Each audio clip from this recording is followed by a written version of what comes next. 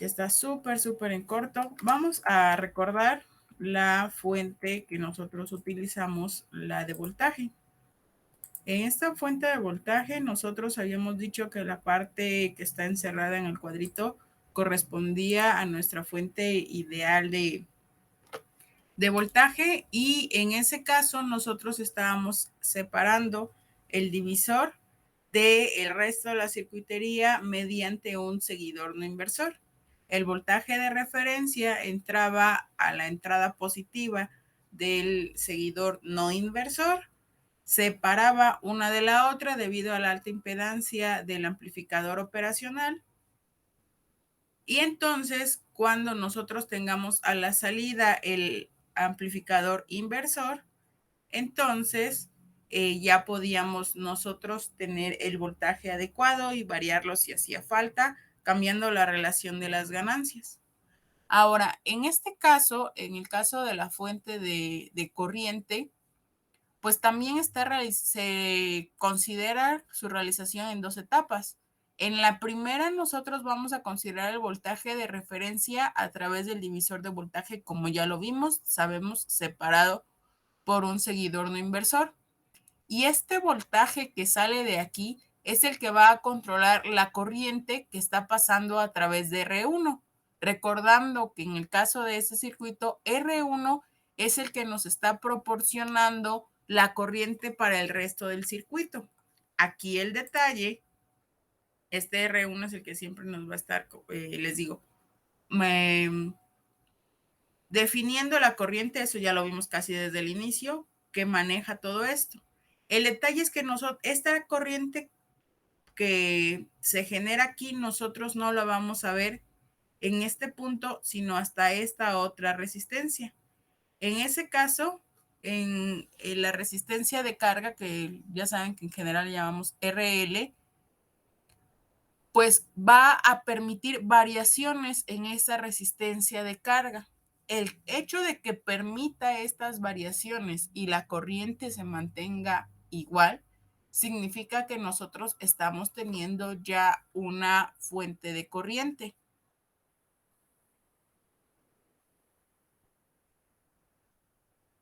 Para este caso, nosotros lo que necesitamos hacer es medir la corriente en este punto y variando obviamente la resistencia. ¿Recuerdan cómo se mide la corriente, chicos? Si es en serie o en paralelo a nuestro dispositivo. Es en serie, maestra. Ok, eso significa que lo que ustedes necesitan hacer es separar, abrir el circuito y medir entre un extremo y otro del circuito abierto, donde lo estarían midiendo aquí, y con ello comprobar cuál es la corriente que les está dando. Esto está súper sencillo. No sé si tengan alguna duda hasta acá.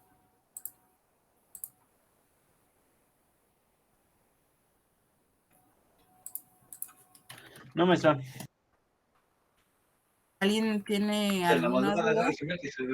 No, profesora.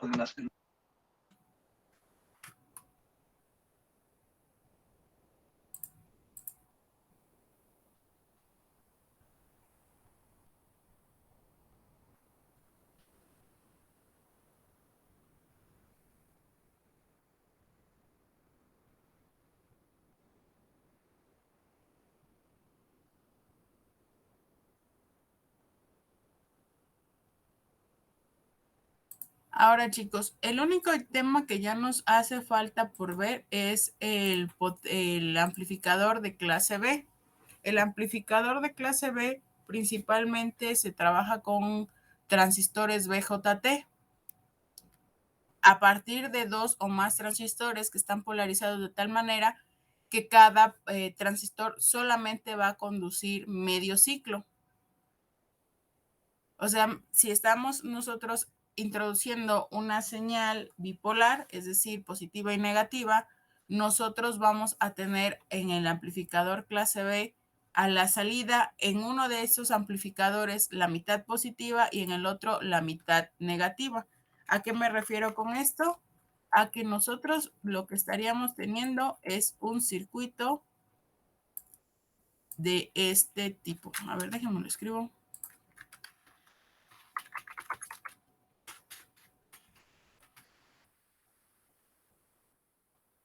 No sé si se alcanza a ver, es la mejor imagen que pude obtener. Tenemos nuestra señal bipolar. Obviamente estamos alimentando los transistores y todo esto.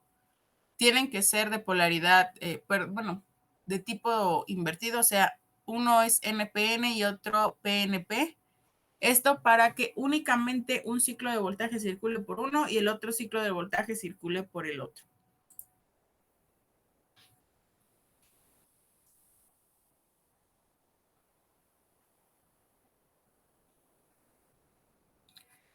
Existen también los amplificadores de tipo A, no los vamos en sí a ver, pero este tipo de amplificadores tiene un rendimiento bastante superior a los anteriores y el diseño, pues como ven, con los transistores nada más, pues no es para nada complicado. Sin embargo, sí hay un detalle ahí porque las aplicaciones que utilizan este tipo de circuitos tiene un detallote que no sé si alcanzan a ver ahí en la salida, porque hay una distorsión en la señal. Vamos a acercarnos un poquito a qué me refiero con esto. A que nosotros la señal completa no la vamos a tener sin deformaciones, sino que si se fijan aquí en esta parte, hay un pequeño retraso entre la parte positiva y la parte negativa. Entonces, a esta distorsión que se le llama de cruce por cero, pues implica que la señal que nosotros vamos a tener no es igual a la que estamos introduciendo y es lo que nos está limitando su utilización para otro tipo de dispositivos. Sin embargo, pues no por eso se dejan de utilizar en amplificadores que en realidad no requieran tan buena fidelidad. Y cuando no necesitamos esa fidelidad, entonces se facilita el diseño porque ya podemos utilizar esto de solamente 2 transistores. Por ejemplo, amplificadores de bocinas y estos megáfonos, los que son como conos para amplificar la voz, esos utilizan generalmente este tipo de amplificador porque pues sabemos que no nos interesa que se escuche tan bien, solamente que se escuche y las instrucciones se alcancen a percibir, que es lo que generalmente sucede ahí.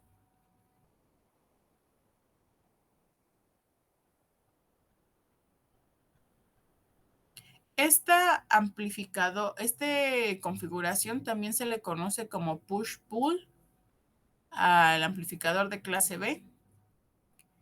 Y reduce la potencia desperdiciada la potencia que se desperdicia en forma de calor. Esta configuración permite disminuir ese calor desperdiciado. ¿Y qué más?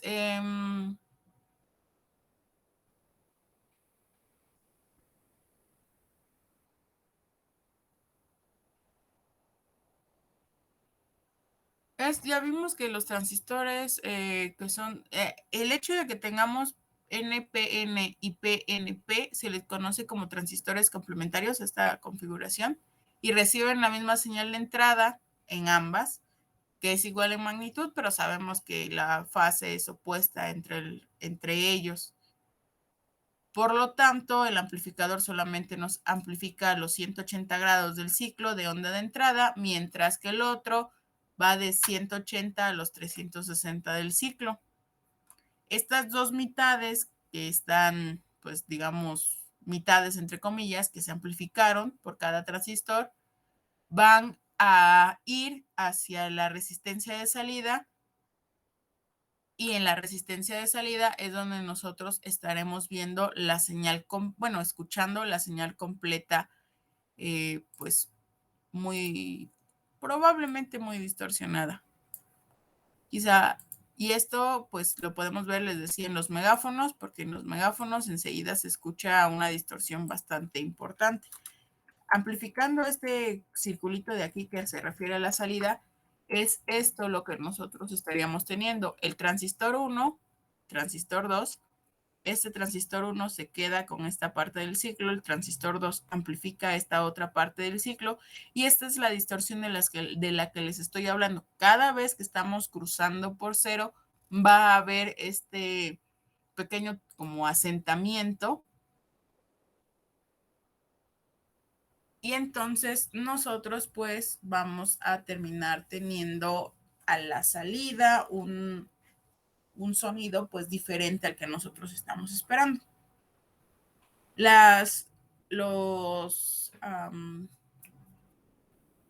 análisis de cálculos correspondientes a este tipo de transistores, pues esos ya se los tuvieron que haber visto al menos en la parte correspondiente a, creo que es en dispositivos 1 que ven transistores.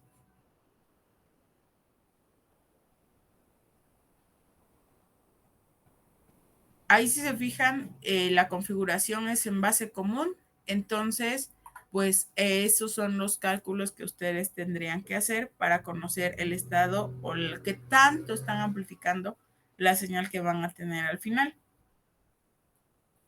No vamos a ver en sí los cálculos, solamente la aplicación que estaría teniendo, que es pues de los transistores, pues, que es la de amplificación. Ya sabemos que ellos, los amplificadores, pueden que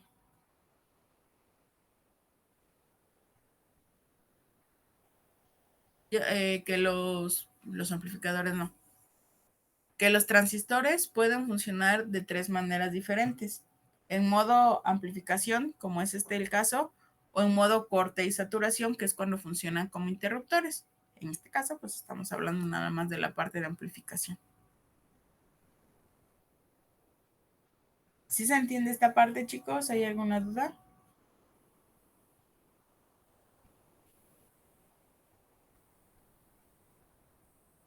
No, maestra, sin dudas.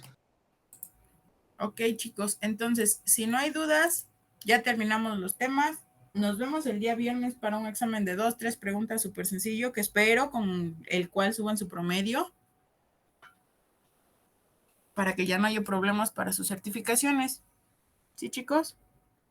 Ok, profesora, pero ¿qué cree que yo quería platicar con usted acerca de lo de una de las prácticas? ¿Cuáles prácticas, Saraí, si ya las terminaron? La 2, a la hora de calificar. A ver. Ok, déjame ver dónde está. Calificaciones. Saraí, ajá. ¿Cuál es la...? Bueno, ya ve que yo le mandé todos los videos de todas las simulaciones y el reporte del practicario me salió más bajo. No sé por qué. Sí, porque la forma en la que estás expresando los... o sea, es que una cosa no tiene que ver tan directamente con la otra. Si la redacción y la manera en la que se entiende que estás haciendo los ejercicios no es como la más adecuada, entonces una cosa es que te fue bien en sí en el laboratorio, es decir, que sí entregaste los videos y las prácticas, y otra es cómo lo estás reportando y cómo estás analizando los resultados que tienes ahí. A ver, déjame mostrarte un ejemplo. Bueno, decirte un ejemplo donde estás ahí. Reporte de práctica, que tienes 85, ¿no? ¿A eso te refieres? Sí, profesora. Sí.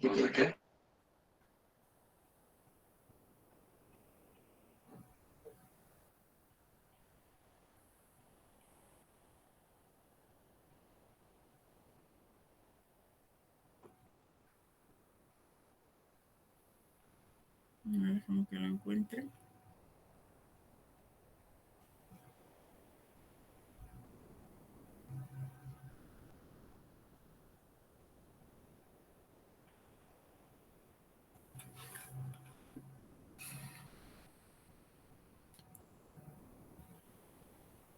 Sí, por ejemplo, les había comentado ahí mismo en el formato que les envié para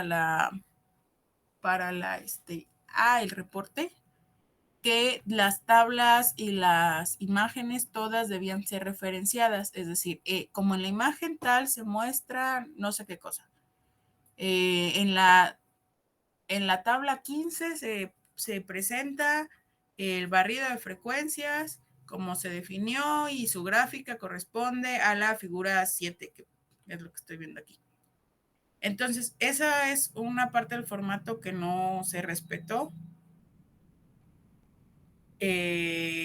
También otra parte, por ejemplo, aquí en las conclusiones, en sí no es una conclusión esta parte donde mencionas que esta práctica solo se contempla filtros activos, que son dispositivos analógicos, que hacen uso de componentes. Eso no es una conclusión. La conclusión viene relacionada a qué fue lo que tú obtuviste. Es decir, se comprobó que el filtro pasabajas elimina las frecuencias por debajo de una frecuencia de corte y después de ella las amplifica.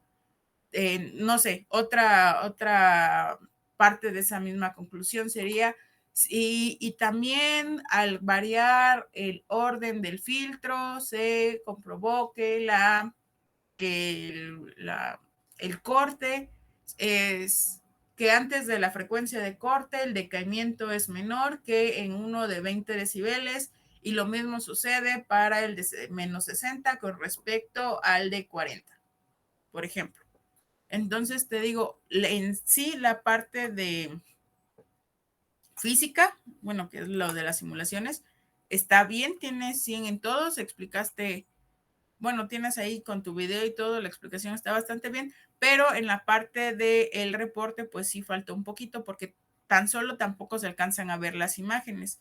Está bien que el espacio es pequeño, sin embargo, por ejemplo, cuando no se alcanzan a ver bien, podrías haber encerrado en un circulito o algo así y explicar que en la figura 10, en el círculo, no sé, amarillo, se puede observar tales cosas. Entonces, esos detalles son los que de cierta manera, en sí no te fue mal en el reporte, pero son cositas que no, que podrían mejorar, pues. Sí, son detallitos, porque de hecho, o sea, sí referencié las imágenes, pero digamos que en el texto no les hice como bien la referencia como usted ahorita me dijo. Sí, eso sí, o sea, te digo, no es que te haya ido mal, porque no, de hecho tu reporte en sí está bastante completo, pero esas, pues es que no lo quiero poner como detalles, pero esas cuestiones que son bastante mejorables, pues sí no ayudaron, porque sí estaban dentro de la parte en el formato que les di, sí venían esos comentarios y esas cositas. Ok, profesor, está bien, entonces, pues bueno, los tendré contemplados más adelante para poder tener un buen proyecto, entregar una buena práctica. Sí, recuerda que de todos modos, este formato de práctica no es el mismo que el del reporte, pero la parte de las referencias y todo eso es así, tiene que ir similar a lo que te estoy comentando. Ok, profesora, de verdad, muchas gracias por la retroalimentación. Sí, una pregunta, Saray. Ya estás completamente segura de tu material, ¿verdad? Sí, profesora, lo hice anoche. Vale, ok. Y bueno,